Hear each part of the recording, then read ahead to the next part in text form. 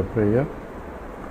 Om Samasta Jana Kalyane Niratam Karunamayam Namami Chinmayam Devam Sadgurum Brahma Vidvaram Vasudeva Sutam Devam Kamsa Chanura Mardhanam Devaki Paramanandam Krishnam Vande Jagadgurum Tvameva Mata Cha Pita Tvameva Tvameva Bandhuscha Sakha Tvameva Tvameva Vidya Dravidam Tvameva Tvameva Sarvam Amadeva Deva Tvameva Sarvam Deva Deva. Hari Om. So in the last talk we tried to analyze what is a conditioned consciousness or reflected consciousness or upahita chaitanyam or chidabhasa. So whenever chidabhasa means reflection by the mind, and that makes the mind conscious entity. Now the mind has a dual role in this. One is it can itself act as a subject, or it can also be an object. So this we need to understand a little bit. Says it when I go and look after, and all the knowledge that takes place through the pramana, which we discussed, there are the fundamentally three important pramanas: pratyaksha, anumana, and shabda pramana. Pramana is a means of knowledge. I can gain the knowledge of an object XYZ through a particular means depending on the nature of the object. And I am a conscious entity, pramata. Object that is to be known is the prameyam, and means to know is the pramanam. For things to see, I need eyesight, I need the power to see, and to hear I need ears. Each pramana is fixed in that field and it operates in that field only. Same way we are talking about science, any objective science, which also depends upon anumana pramana, a logical deduction, inductive or deductive logic has to be used to deduce what I don't see based on the data that I get, or based on what I see. All that is implied in that.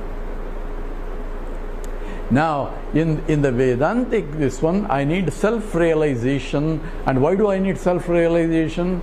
It's because I am looking for, as we started the whole talk series, what I am looking for is the pure, absolute, uninterrupted happiness. And in the process I also have misconceptions about that I am limited, and limited by space and time, because the upadhis are limited. At least even if identifying with the body, I say I am having a date of birth and I am dying, and these are the two limits of my existence. And most of the material scientists only believe in that because they can only look from the objective point, that which through pratyaksha pramana, and is all they can gather, and they cannot know what life is, and is there a life, is there a soul. All these questions they think it is a belief, but themselves cannot analyze their own things because they are conscious entity, and that consciousness they cannot analyze, and if they try to analyze, they are objectifying it, and it's no more conscious. Any object is inert. So the one who is objectifying is a conscious entity. So it is unsolved problem through any means of this.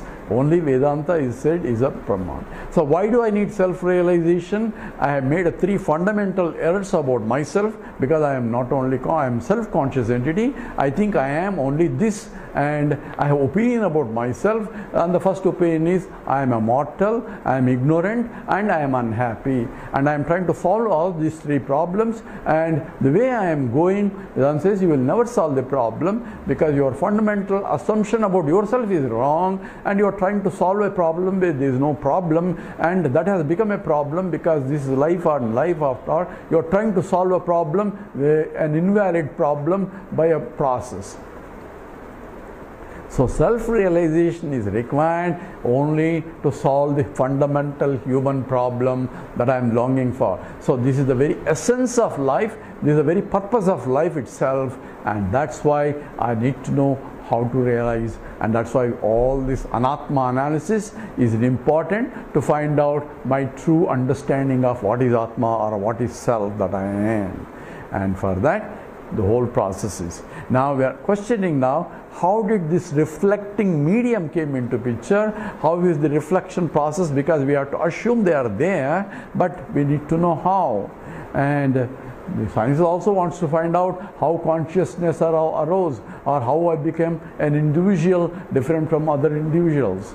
The statistical analysis will not tell you. Randomly I cannot tell you. I am not a random generation. That can only statistics, just for those information, as an information, statistics applies only when ensemble of many particles. It can only tell group behavior but not individual behavior. Question is, I am not worried about the group, I am worried about myself. Say, how can I be happy? How can I am suffering? If such question asked about an individual element or individual entity in the totality, you cannot apply statistics there. Hence, that's why Vedanta alone becomes a pramana. So the realization is required for those who are seeking this. If you are not seeking for it, continue on. You can have life after life until again a mature individual or the mind becomes mature enough through all this process of suffering until it starts questioning, why am I born?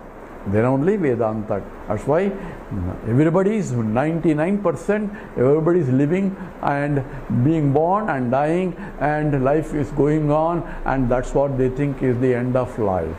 And so people say there is no life before, there is no, and that's how they die. And they will be born again, because you cannot be born unless you have vasanas. Because you have to account the disparities in the birth itself. And how do I get disparities? Because of my previous karmas. So everything is accountable, and I had to exhaust those. Whatever actions I have done in this life, I am accountable. Even I escape the local laws, I had to be accountable from the total laws, and therefore I will be born in an environment where I may have to undergo suffering for all the things that I have done in the previous life. So therefore, the continuity of life is because of the vasanas, if you are looking at from individual point. Now we'll address the question, what is that Maya? So we state there is a creation occurred because of Maya. What is Maya? Maya is that force that made one into many. Because there is a change of state. From the physics point, when there is a change of state, there has to be a driving force. Whether I see the driving force or not, because I see the change of state, or the change of state is being shown, therefore there has to be a force causing it. So even Einstein was looking for a universal force, but universal force cannot be investigated using objective tools, because you need a universal tool, and that tool which beyond all this has to be done, and that's what Vedanta provides. Is universal force is nothing but the Maya, because it is the cause for the very universe itself. All others are subset of this Maya only. So in the creation process, all pervading Brahman. Then when the creation occurred, when the question is, somebody asking how did the creation comes, therefore this story is given that there is one Maya Shakti that contributed to change of one into many. But Shakti has a locus, and that locus is Ishvara. So we brought in Ishvara because there is a apparent creation. Apparent creation requires an apparent force, and apparent force is Maya. Maya is same as Prakriti. Prakriti is identical with Maya, as the Upanishad itself in the Sveteswara Upanishad says, Mayantu Prakritim Vidya, Mayantu Maheshwaram. This Maya is Prakriti, and the wielder of Maya is Parameshwara. That means the locus of this one. So who is Parameshwara? Just for the understanding wise, Brahman identified with the Maya as my Shakti is called Parameshwara, or the Ishvara, or the God, or the Lord. All those terms are essentially mean it is a Brahman only, but identified as though, not that real identification, identified as though with the Maya, because the Maya itself is not real or unreal, which we will analyze now, and that is Ishvara. So whenever we talk about Maya, we have to talk about Ishvara also, because he is the one who is the wielder of Maya. He is the one who uses force in order to make one into many, or changes in something. Any change requires a driving force, and the whole world is continuously changing. That means there is a continuous force operating all the time. Therefore, the Maya Shakti is operating continuously in the creation. From the absolute point, there is no creation. From the relative point, the creation is there, because only the question is only from the relative point, because the jiva is asking, the fellow asking, how did it come from? If there is no question, there is no answer also. So this has to be understood in terms of what we are talking about Maya.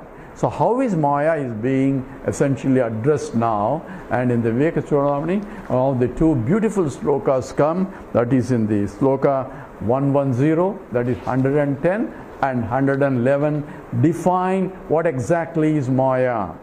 So this is Avyakta Namni Paramesha Shakti Anadya Vidya Trigunatmika Para Karyanumeya Sudhiyaiva Maya Eya Jagat Sarvamidam Prasuyate. So in this sloka 110, the definition of Maya is given. It says Avyakta Namni Paramesha Shakti. It is avyaktam, it is undifferentiated, or names, it cannot be named or this and that.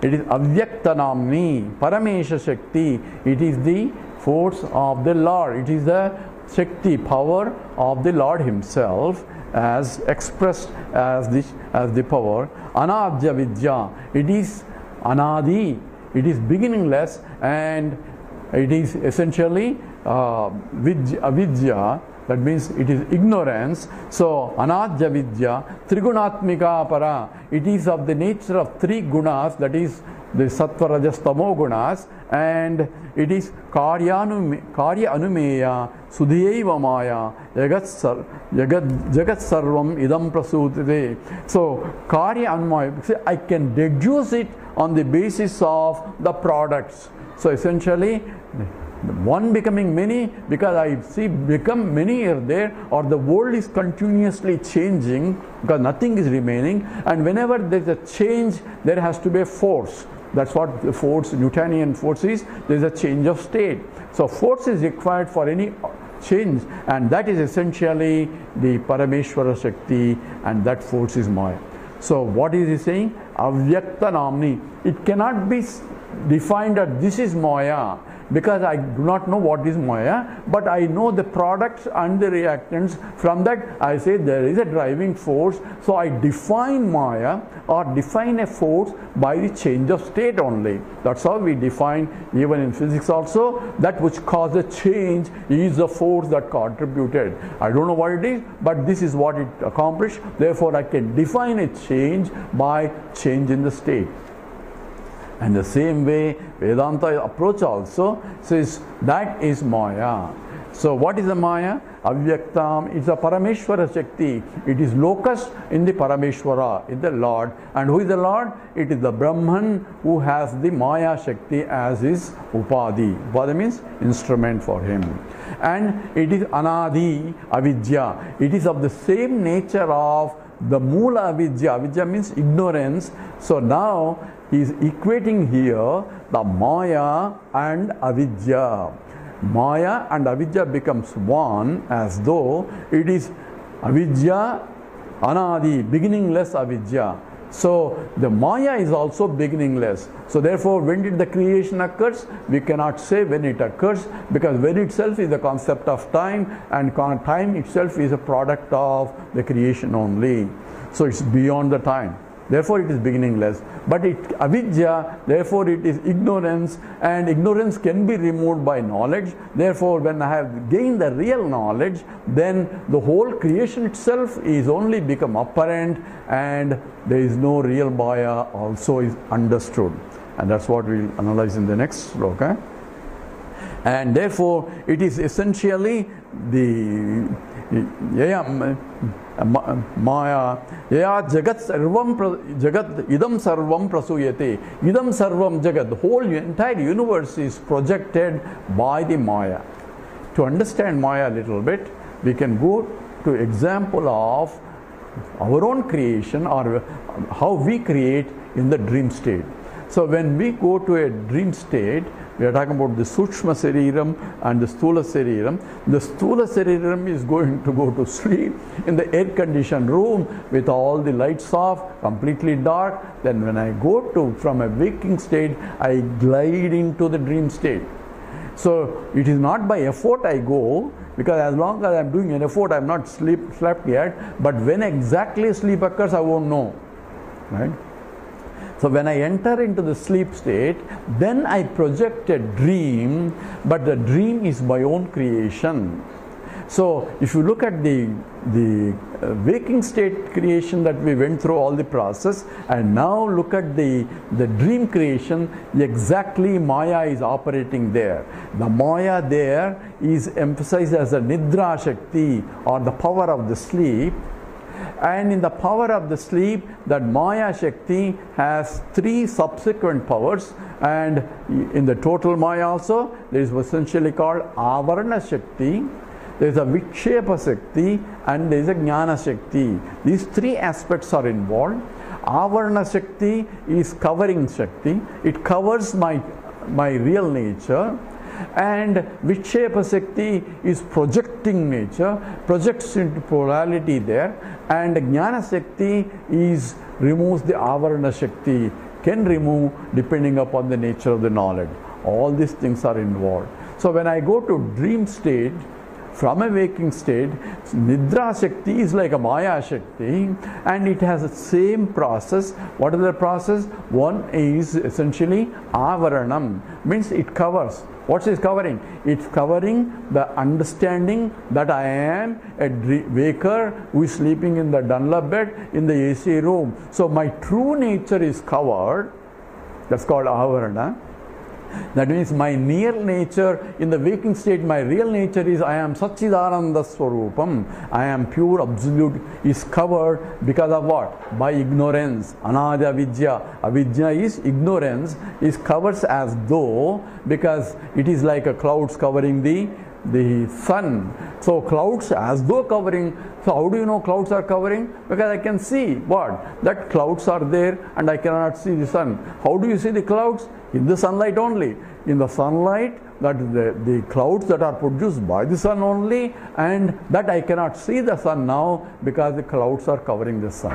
So all the statements are exactly identical here in the Nidra Shakti, or the deep sleep state, where when I glide into the dream state, Avarana, it's covered that I am sleeping in the AC room and all that. Now Vikshepa, I am projecting, now I am in the hot forest, in the bright light, and also I am a tiger is chasing me. All that I am dreaming here. So where is the vasanas coming? Because vasanas are the root cause for the projection of the polarity. When we say, therefore, it is the vasanas are nothing but suppressions and oppressions of the waking state are projected, and that's exactly what I am creating now. So Vikshepa Shakti, projecting power, comes from the Nidra Shakti.